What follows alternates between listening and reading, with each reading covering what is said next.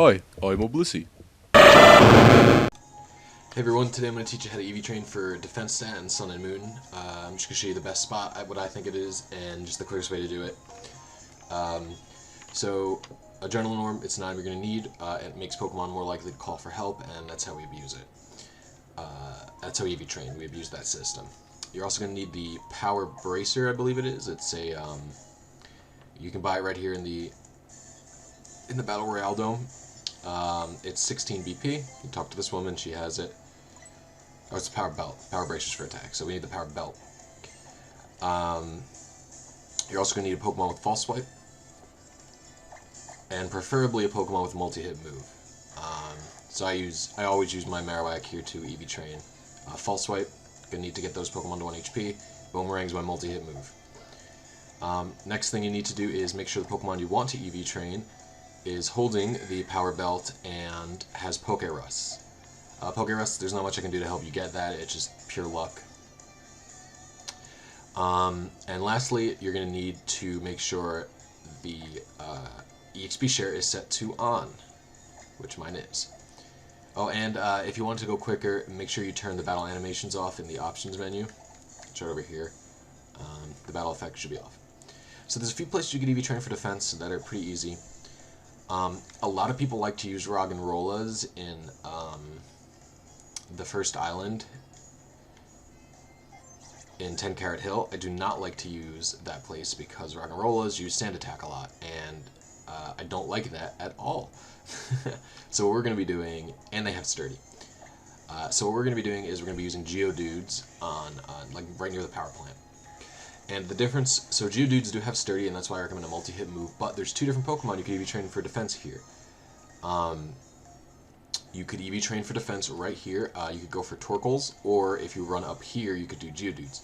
Now, Torkoals I don't use usually because it's a much rarer encounter, but they do give 2 EVs per kill and 4 when you do the ally. So that means if you do the ally, plus the Power Bracer, plus Pokerus, you're getting 40 EVs per allied Torkoal kill. Geodudes will only be giving 36. However, the reason I like them is because they're much more common, and I like the I just don't like to waste time searching for the Pokemon that I want to EV train with. That's my biggest gripe with this gen, is Horde battles you can guarantee they'd show up right away. Here you can't do that. So I'm going to search around for a Geodude, and I'll pause when I get one. So, hilariously enough, I got a Torkoal. Like I said, he works perfectly fine as well. It's just, I didn't even know Torkoals could show up next to the power plant. So this works fine. You simply have to just false swipe it a few times down to 1 HP. He's cursing. Probably doesn't matter too much. He could get to a point where maybe he could hurt my Marowak here, but I don't think so. So, there goes the Torkoal, getting low HP. He's low enough now, so what I'm going to do is use the Adrenaline Orb. Doing a lot of damage there, huh? So this is the part where you just rapidly kill a bunch of Torkoals for your own amusement. This is good. So when help doesn't appear, what you can either do is if it's not at the lowest HP it could be, which mine isn't, you could false swipe it again, or you could just use an Adrenaline Orb.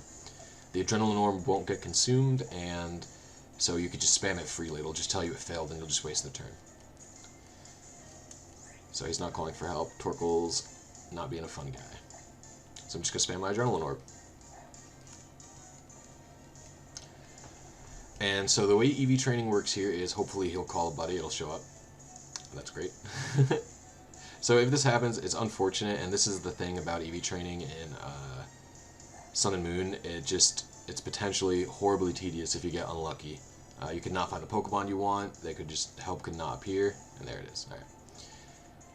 So, oh, this Torkoal has a drought. That's cool.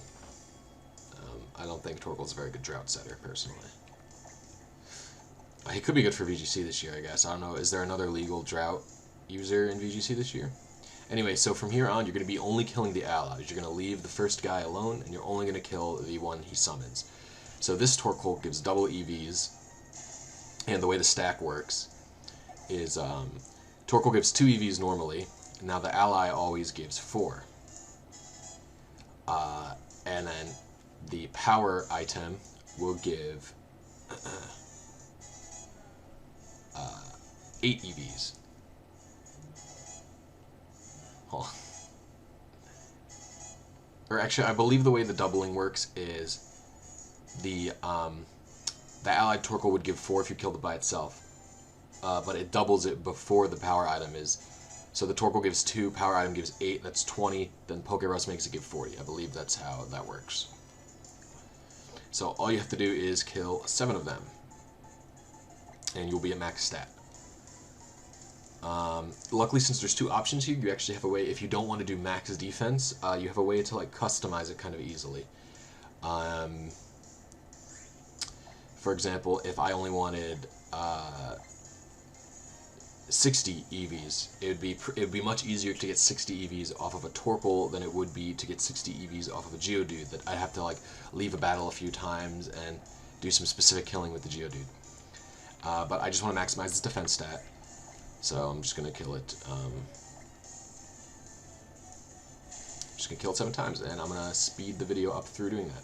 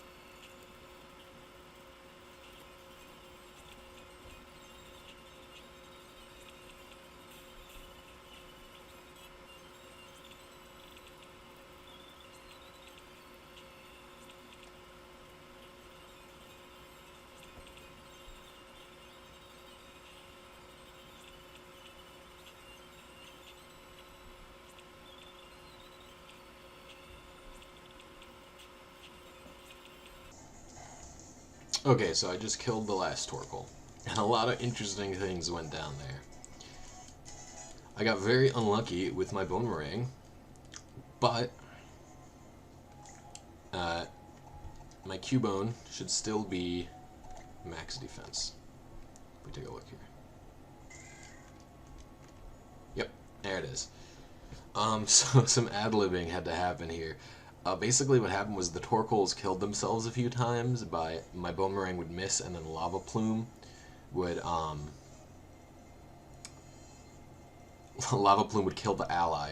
Although it doesn't matter because I still get the EVs for it, so it's not too big of a deal. So I guess I would suggest maybe a more accurate ground move if you're not going for Geodudes. That's it. Now, so besides that, the only other way to EV train that is remotely effective, which I really love, is the Pokepelago. The guy's going to yell at me since I switched DSs. I normally play on my, like, I have the themed one, but my recording one is a 2DS. So he might yell at me. But they are still hunting. Okay, that's good though. So basically what you do in the Pokepelago is you pick the little sign, and you have to have it max level. If you have the Pelago is max level, it's got 4 EVs per every half hour. And this is great if you work a lot, or if you just like don't have a lot of time on hand. You just pick a guy from your PC, and let's go to Cubone here. Then I would do, you go back to the Pelago, and you just pick the defense tree. Defense boost drink. And every half hour of play session, every one session is a half hour, and every session is 4 EVs. So you just have to figure out, so a max EVs is 4 or 63 sessions. But like if you want a different spread, you just have to, like, 2 sessions at 8 EVs. You just have to divide how many EVs you want by how many sessions. It's pretty simple, and it's great if you work all day. I could go to work and come home and have a guy completely EV trained in defense, and while doing it the other way is quicker. It's just like a way to maximize the efficiency of training if you haven't yet. So thanks for watching, guys. I'll see you next tutorial or potentially battle video.